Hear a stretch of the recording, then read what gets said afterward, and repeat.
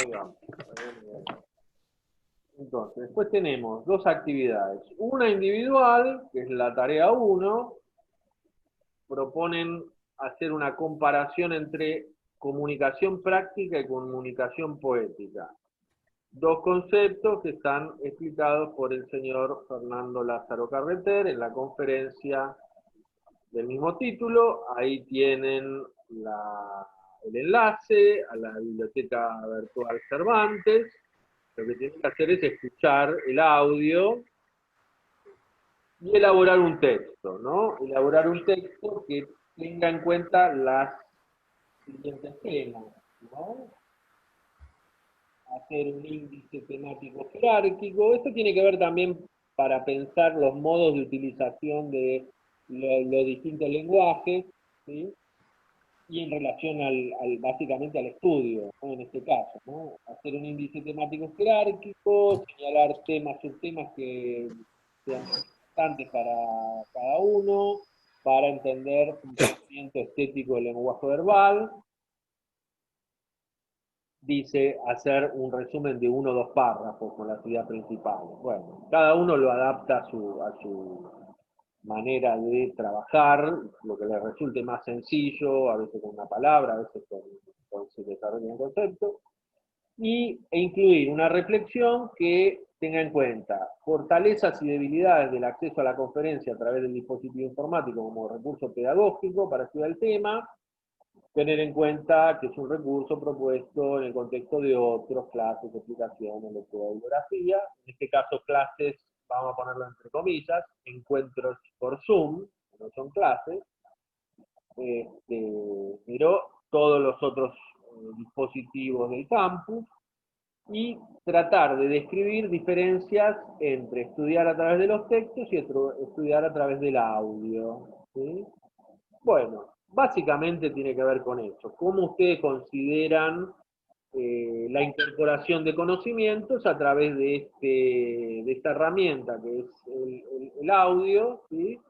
El enlace con el audio de esta conferencia y otros modos que podría ser una clase en vivo, una clase, un encuentro en Zoom, un texto leído, una conferencia en video, ¿sí? Bueno, ver pros y contras de eso, ¿sí? Eh, Básicamente es una reflexión propia sobre esto, los modos de estudio, ¿no? Incorporación. Y después sí viene lo más complejo, ¿no? Que es la elaboración de un documento grupal, un texto con el resultado de la puesta en común de esta discusión. Primero, ir a la biblioteca y leer la carta abierta a la Junta Militar. Algunos ya la leyó, la tiene leída, leyó un fragmento hace tiempo. Ahí Luna creo que levantó la mano. ¿No? ¿Alguien la leyó? Es nueva. Lucía Roca, sí. Yo la estuve hojeando. Igual tenía una idea de lo que se trataba. Hace tiempo la leí por mera curiosidad, pero no me acordaba mucho. Bien, bien. Ahí varios la han leído. Bueno, es un texto que... Sí, yo también la leí hace un tiempo por curiosidad. La habían publicado en un diario, creo, y la leí en ese momento. Bien, bien. Es un texto que es importante en la sociedad argentina, en la cultura, ¿no? Porque da cuenta de un momento y es un texto a nivel, digamos, periodístico de investigación notable, ¿no? Por el tipo de manejo de fuentes que tenía en ese momento Otto Walsh, como sabía un montón de cuestiones que estaban ocurriendo, que justamente en la superficie de la sociedad no aparecían, ¿sí? Estaban ocultas, y fueron ocultadas durante mucho tiempo. Y también es notable cómo él interpreta lo que significó el golpe, hacia dónde, cuál era el objetivo, ¿no? Él habla del horror como una manera de, de disciplinar a la sociedad, ¿no? Juan, que hablaba de Foucault, aparece, ¿no? Esa idea muy, muy fuertemente en el texto. Eh, y en principio el tiempo vamos a poner en común, digamos, en principio las guías, tratemos de tenerlas para el martes que viene, ¿sí? Para la discusión, que las puedan haber subido hasta el lunes, como para que cada uno las mire y lea, ¿no? Y profundice en la lectura que hayan hecho. Y no sé si dar una semana más o una cosa así como para la producción de los dos trabajos, del individual, que sería el de la conferencia, que también si tienen dudas las pueden ir poniendo en común por el foro, y las charlamos el martes que viene, y lo del texto grupal, que eso va a llevar mucho más discusión, me parece. Vamos a ver cómo lo pueden realizar. Entonces, en la lectura de la carta abierta, la lectura de Cerveratore Chioni, ¿sí? Y sobre todo pensar las cuestiones de las diferencias en producción e interpretación, ¿sí? En reconocimiento, ¿sí? Que están las asimetrías. Entonces, tratar de pensar estos filtros, ¿no? ¿Qué pasaba desde la producción, ¿no? Imagínense, Rodolfo Walsh, periodista, investigador, escritor, intelectual, militante, ¿no? En ese momento militante de Montoneros, ¿sí? Que era una organización que estaba clandestina, como todas las organizaciones, desde las políticas más formales, digamos, más tradicionales, y las otras distintas que habían pasado a la clandestinidad ya antes del golpe militar, ¿sí? Y él era jefe de inteligencia de Montoneros, no era un pichi, era un tipo que tenía acceso a muchísima información, ¿no? Entonces, él está en ese intríngulis, ¿no? Que también significa ver qué es lo que hacía, cómo participaba, hasta dónde. En ese momento él también estaba en lo personal tratando de dar un paso atrás, de guardarse. Tenía una quinta que había alquilado en el Tigre, ¿no? Que después de que lo secuestran y lo matan, que hay testimonios bueno, ¿cómo es? No la trampa, la emboscada que le hicieron, ¿no? Él tenía que juntarse con otro militante, pero que ya estaba, digamos, había sido chupado por los militares, y lo esperan, lo emboscan, y se hace un tiroteo y ahí lo matan, ¿no? Hay algunos testimonios que vieron el cuerpo en la ESMA. Y entonces, y justamente él redacta este texto tan fuerte que hace circular, ¿sí? Ese mismo día, o el día anterior, me parece, a su muerte, por distintos lugares, redacciones, lugares, centros de poder, ¿no? Fíjense, él tenía había creado una agencia informativa clandestina, Ancla, ¿sí? Entonces, fíjense todo ese contexto. Él seguía con la obsesión de la información y de la circulación de la comunicación, ¿no? Había un eslogan de la agencia que tenía que ver con esto, romper el silencio, ¿no? Entonces, bueno, todo eso es el contexto de producción en el que él está escondido, escribe este texto, ¿no? Lo piensa muy bien, es una carta pública, ¿sí? No es es un texto no solo se dirige a la junta militar, hay una direccionalidad que es argumentativa hacia los miembros de la junta militar, pero el otro auditorio es la sociedad argentina, ¿no? Y él pensando que ese texto iba a circular por distintos medios, ¿no? De forma, digamos, más digamos, no pública, ¿sí? Pero que de alguna manera iba a llegar, ¿no? Ese texto, ¿no? De ahí hay toda una intencionalidad, un doble auditorio, ¿no? Una idea de que este texto tenía que era alzar la voz como intelectual, como militante, ¿no? Como escritor, ¿sí? Como periodista, ¿no?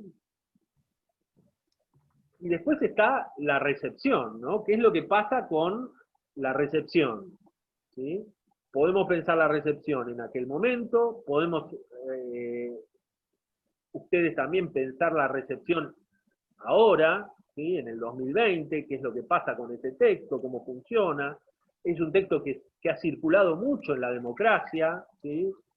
Que se ha dado a leer como texto en las escuelas, en las universidades, en las escuelas de periodismo, que cada 24 de marzo circula en la prensa, ¿sí? Se lee en voz alta, se lee en fragmentos, ¿no? Entonces tiene toda esta dimensión de la recepción, como dice Verón, bueno, es interesante para ir descubriendo cuáles son esos posibles contextos de interpretación según los distintos auditorios, según el momento, ¿no? El espacio en donde se lea, ¿no? El momento en que se lea, no es lo mismo leerlo uno en su casa que en un acto político de recordación, ¿no? Del 24 de marzo, etcétera, etcétera, ¿no? Entonces, ahí hay mucho para decir, ¿sí? ¿Qué más? Y entonces traten de ver cómo funcionan todos estos filtros que Herbert Orecchioni incluye en todas estas dimensiones, ¿no? La dimensión cultural, la enciclopedia, ¿no? Las determinaciones psicológicas, ¿no? Cada uno de los, digamos, la historia, ¿no? Compartida, ¿no? El- todo lo que hace al contexto de cada extremo, digamos, de la producción y el reconocimiento. Traten de utilizar citas para justificar, ¿no? Dice acá, etcétera, etcétera, dar un ejemplo, ¿no? Bueno, entonces, la idea es que ustedes, yo les recomiendo que primero lean la carta, ¿no? Y después lean el texto de Kerbrat, o al revés, bueno, será al revés. La carta la van a tener que leer y releer, pero bueno, una lectura primero sin lo de Kerbrat puede ser interesante y después volver con los conceptos como para ir subrayando, ¿no? Marcando cuestiones que tengan que ver con los distintos modos de interpretación, ¿sí? Cuál fue la intencionalidad o cuál podría haber sido la intencionalidad del enunciador, cómo es este enunciador, ¿sí? Ahí hay mucho para decir, cómo construye el enunciador Walsh. Él habla en primera persona, utiliza mucha información, un montón de información, ejemplos concretos, ¿sí? Es muy gráfico, también trabaja con ideas más profundas y más conceptuales, ¿no? Bueno, y cómo eso se puede ir interpretando con estos distintos filtros que Herbert Orecchioni plantea, ¿sí? Al comienzo del texto. Sobre todo el tema del comienzo del texto, ahí está planteado los filtros. Bueno, y después vamos a charlar el texto de Péchet. Péchet, como que el texto es parte de lo que incorpora Kerbrat también, ¿no? En la dimensión ideológica del mensaje, ¿no? Es interesante cómo se plantea esta fórmula, ¿no? Y las preguntas que se hace, eso también les puede servir para analizar el texto, ¿no? Las preguntas que uno se hace cuando toma la palabra o cuando está en el lugar de recepción e interpretación de un mensaje, ¿sí? Bueno, y termino con lo de con lo de Winking, que sobre todo nos sirve para contextualizar los modelos de comunicación. Yo después le voy a tirar alguna referencia más, algún video. Está bueno ver la película de la operación del código Operación Masacre. Operación ¿no? Masacre seguro, Operación Masacre seguro. Pero el código Enigma, no sé si la vieron, que te muestra cómo arman la primera computadora. Y cómo es el proceso que lleva, ¿no? En la Segunda Guerra a construir ese primer aparato cibernético. Sí, yo la vi. Bueno, está muy buena, es linda porque te lo pone en contexto, ¿no? Entonces, Wiki va mostrando los modelos más clásicos, el modelo matemático, sí, y demás, el modelo de Wiener, de Shannon, de procesamiento de la información, y después retoma como la escuela de Palo Alto, todos esos intelectuales de los 60 en Estados Unidos, desde distintas ciencias, de la antropología, de la psiquiatría, de estudio del comportamiento y demás, repiensan un modelo de comunicación distinto, ¿no? Que incorpore toda esta cuestión, dándole mucha más importancia a la cuestión del contexto, ¿no? Que es un poco lo que veníamos hablando con Tomasello, ¿sí? Entonces, bueno, está bueno para irse ubicando en estos distintos modelos. Texto bastante sencillo, pero bueno, la idea es discutirlo acá y retomar algunas cuestiones. Bueno, ¿estamos? Ya se fue la mitad porque tenían que irse a otros lados. Nos pasamos de las 3. Disculpen por ello.